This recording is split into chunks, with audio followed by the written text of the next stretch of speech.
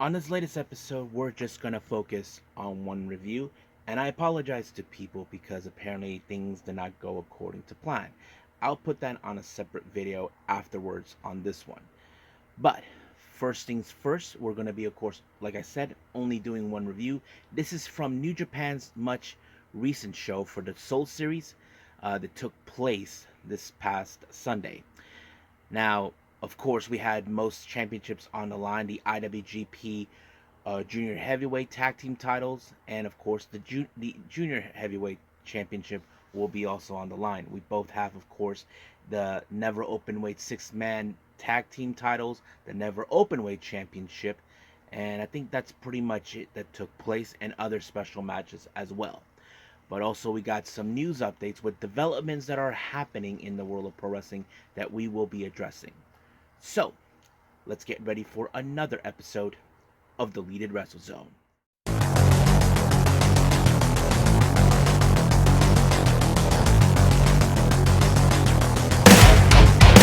Are you ready? Get up, get up! Get up, get up! Get up, get up! Get up, get up! Get up, get up! Get up, get up! Hey everyone, welcome to Deleted Wrestle Zone. All things that is pro wrestling with AEW, NXT, New Japan Pro Wrestling, TNA, the National Wrestling Alliance, various promotions, wrestlers, matches, and championships. I am your host, J Rod here. So, if you are new to the channel, welcome. This is a channel where we do a lot of pro wrestling reviews from various promotions, not only here in the United States, but also in Japan, Mexico, Canada, Europe, the UK, anywhere in the world where pro wrestling is not as big, but it continues to grow. We also do discussion videos, talk about various topics such as the wrestlers themselves, the promotions, factions, storylines, whatever we want to talk about. We also do more news updates. If I'm unable to put it on this episode, I can put it on a separate video by itself. We also, of course, do real-timing news updates to keep you guys on alert if something has happened in the world of pro wrestling that needs to be addressed ASAP. We also do Nike Sayaka Watch and various other cool things as well. So if you like what you see, please subscribe to us. So click on that subscribe button. You'll be getting a lot of daily reviews and other cool wrestling content as well. But if you like this episode, please give us a like on the like button or a nice comment in the description down below. Now, it's time for me to shut up and time to rock and roll, and let's hit where I'll only review New Japan Pro Wrestling.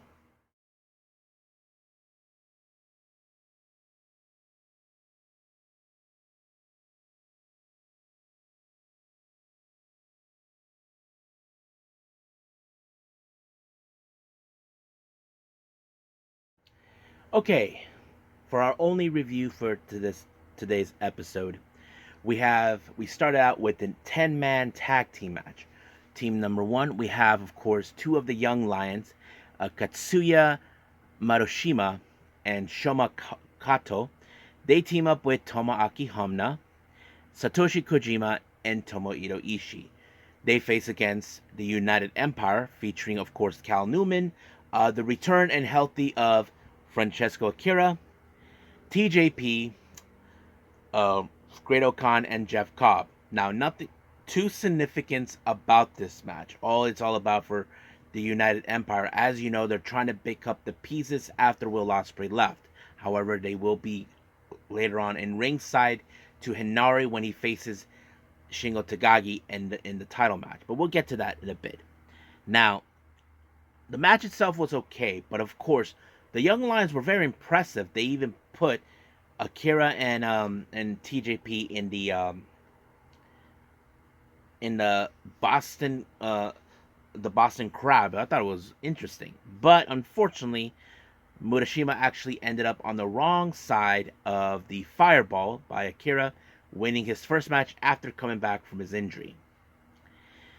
Now, our next match, we have, of course, the Scums of the Earth, House of Torture, Yoshinobu Kanemaru and Ren Narita taking on just 5 guys. consistent of Doki and Taichi. Now, don't forget Taichi and Kanemaru.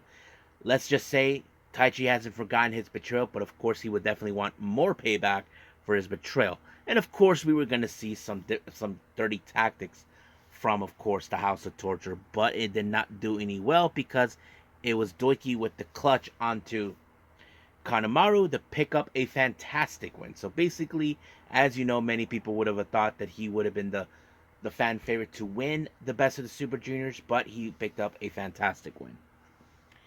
Now we got the other scumbags of the House of Torture. We have, of course, Dick, Togo, and Evil. I'm sure Evil is still, crying in his pants after losing to Moxley at Dominion, but he has to face against the former IWGP Heavyweight Tag Team Champions Bishamon. Of course, this would have been another dirty tactic coming from those guys, but as always, things don't go their way because it ended up with the Shoto onto Dick, and it was Goto who picked up the win. Now, our next match, we have the other members of Just Five Guys, Taka Michinoku and Yuya Uemura, taking on LIJ's Titan and Tetsuya Naito. Now, of course, nothing too significant about this match, but we do know that Naito does have another chance of the IWGP World Heavyweight title at, of course, Forbidden Door. That is something we are definitely going to be watching by the end of this month. So we'll be ready for that. However, but the interesting is of this match is the combination between Naito and Titan. They never teamed up before, but it's great that they did. And of course, Titan is a fantastic wrestler. I mean, he is amazing. But it was him who picked up the win with the Immortal, and that was pretty much over from there. Now, our next match, we have the never openweight 6-man tag team titles. Challengers, Boltin Oleg, Toru Yano, and of course, the boss president of New Japan, Hiroshi Tanahashi. Now, of course, they want to prove that their win against the House of Torture, because House of Torture have often said it was a fluke. But this time, as you know, they lost their tag titles to LIJ at Dominion, and 7 days later, they get another opportunity, which they did. And they face against LIJ's Bushi, Hiromu Takahashi, and Yota Tsuji. But the one thing that many people may have saw, as you know, Boltin Oleg has been asking Yota Tsuji for a one-on-one match or to acknowledge him. Well, Tsuji, he doesn't give a damn. He's all about himself.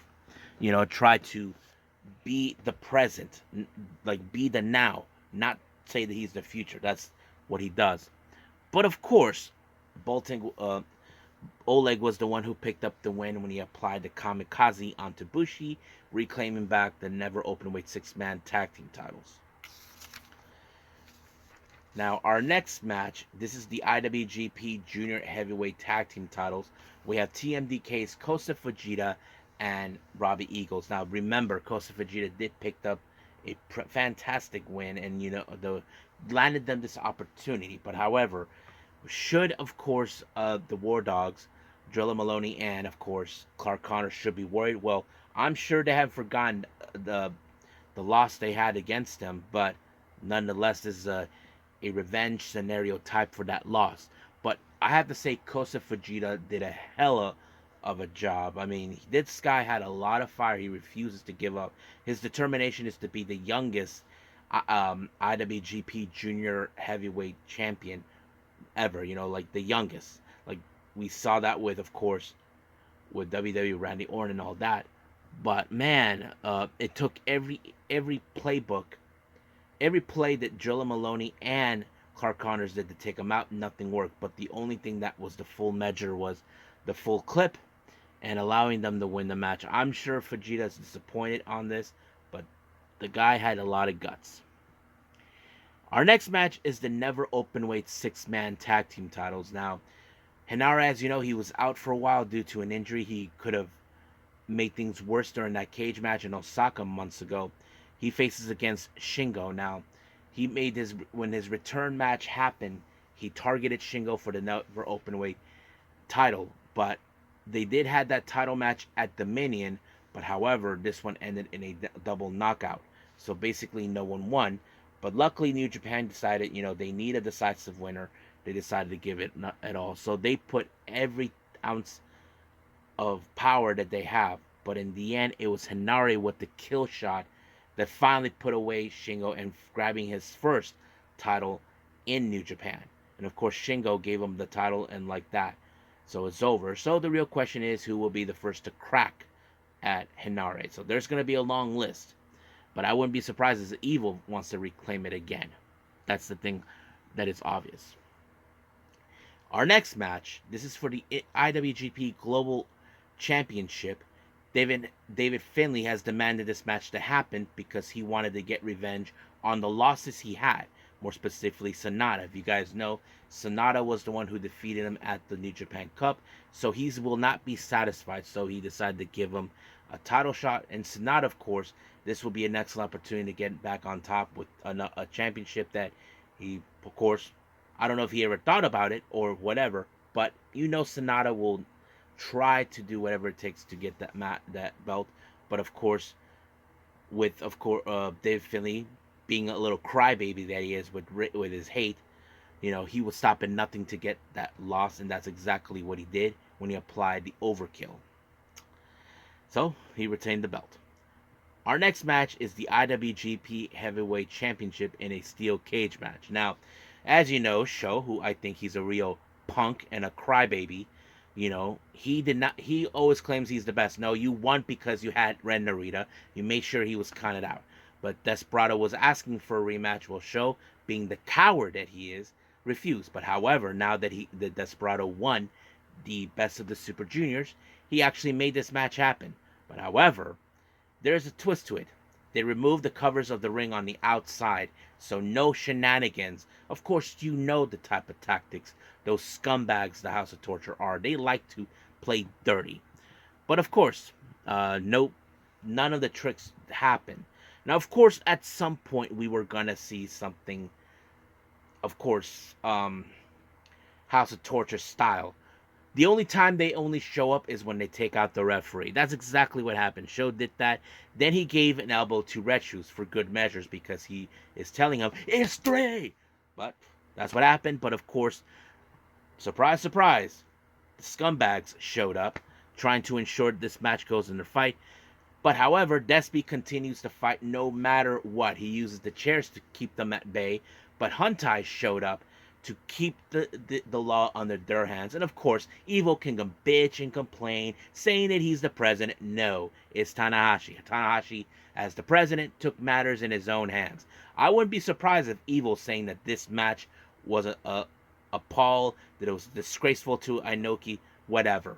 But nonetheless, it was Despy that took Sho out with, of course, the super Binchi Loco, then the actual Binchi Loco, regaining the IWGP, of course, title back where it was supposed to be. But of course, he had a pretty impressive promo. But however, the most surprising thing happened. We often ask ourselves, okay, who's going to be the first one to take a shot at Desperado as the IWGP Junior Heavyweight Champion? Well, I think many of us were surprised, and I think many of us would agree. He picked Doiki of all people. Now, when I saw this, I asked myself, why Doiki? I mean, you never liked the guy. But I think Desperado might have had a change of heart on him because Doiki, if you guys remember in Suzuki-gun, he wasn't the strongest wrestler. But he has grown significantly, not to mention his biggest win was defeating Hiromu Takahashi. That is one of the difference maker. And of course, I think Desperado has been realizing that he was wrong about him. So, but he did give him a very point of view.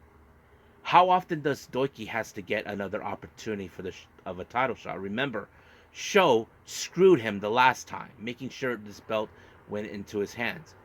So basically, he asked him, "You challenged for the belt, but you got screwed out of it thanks to Sho. How often will you get another opportunity?" So he accepted it. But even at the post-match comments, Doiki had to agree. I mean, he feels that this match is pointless. Some people feel like this match should not have happened, but Doiki had to agree with Despy. How often do you get another opportunity like this? You know, so he felt like if there's a chance of winning, he'll take it. So Despy once again called the shot. He's putting his belt on the line against Doiki. So this is going to be a very interesting match. So I can't wait to see it. So we'll get to that at some point. So right now, let's just move on to, of course, to our news updates.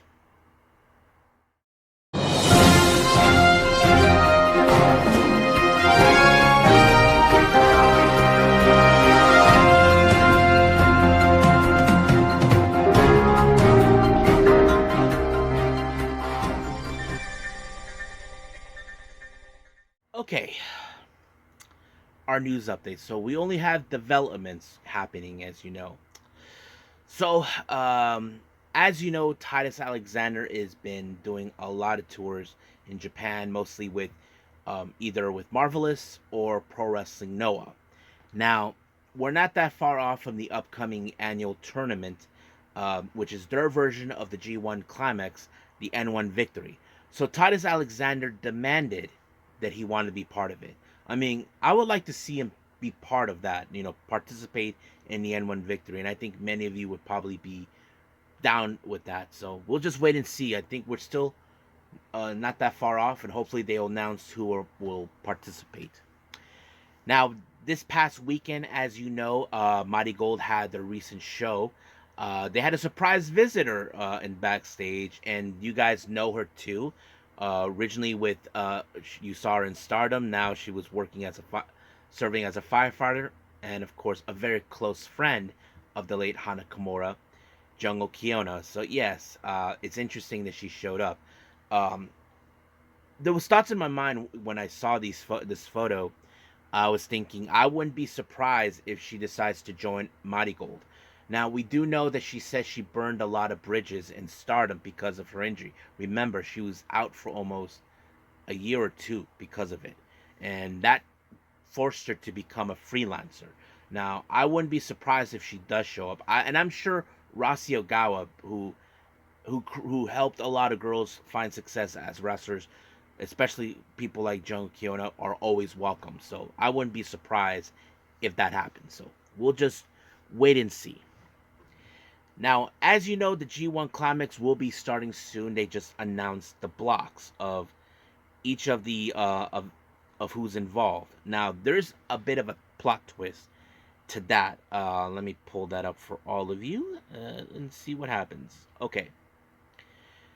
Here's who we have for of the A block. We have Shota Umino, Tetsuya Naito, Shingo Takagi, Sanada, Great Okan, Zack Sabre Jr., the loudmouth and so-called moron, Gabe Kidd, and of course the scum of the earth, Evil, and then Jake Lee.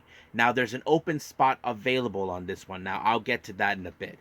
Now for our B block, we have El Phantasmo, Hiroki Goto, Yota Tsuji, Yuya Uemura, Jeff Cobb, Hinare, David Finlay, not this scumbag, Ren Narita, and of course, Konosuke Takeshita. So I was surprised about that. And then there's another open spot. Now, if you guys notice, there's 2 open spots available in each block. So who's gonna be in it? Well, they actually picked wrestlers who, in fact, are gonna be in this. Now they picked Tomohiro Ishii, Yoshihashi, Chase Owens, Kenta, Cal Newman, and Yujiro Takahashi. Now these guys will be in for the A block position. They already divide them in a bracket. Now on June 22nd, we will see Yoshihashi taking on Chase Owens, and the same thing on that same day, Cal Newman versus Yujiro Takahashi. Now, if whoever walks out between Yoshihashi and Chase Owens, they will face Tomohiro Ishii on the 3rd of July. And then, of course, the same thing with Newman and Yujiro. Whoever walks out will face against Kenta.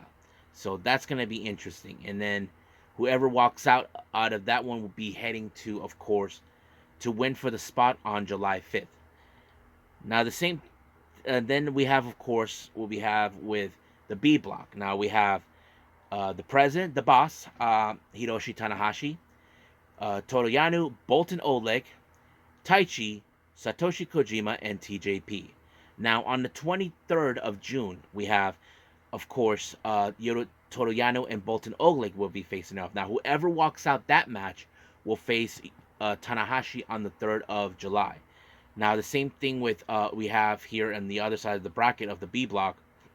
Satoshi Kojima will face TJP, whoever on the 23rd, but whoever walks out from that match will face Taichi on the 3rd of July, and also on the 5th of July. Whoever walks out between that will be on that. So whoever wins these spots will get the last remaining slots. So that's going to be interesting as well. Now, as you all know, we've been seeing a very interesting developments coming with, of course, with TNA and, of course, WWE. However, Kevin Kelly, if you guys know this, Kevin Kelly used to work with WWE, and he had some things that he wanted to say about this. Now, I don't know how you guys would feel about his comments. I'm sure many of you will say, that he's full of crap, he's nothing but a punk, or he needs to shut up. However you guys feel about it. But this is what he said. TNA is doing anything that they can to try get some attention, to get some relief from what they're doing and what they are trying to do.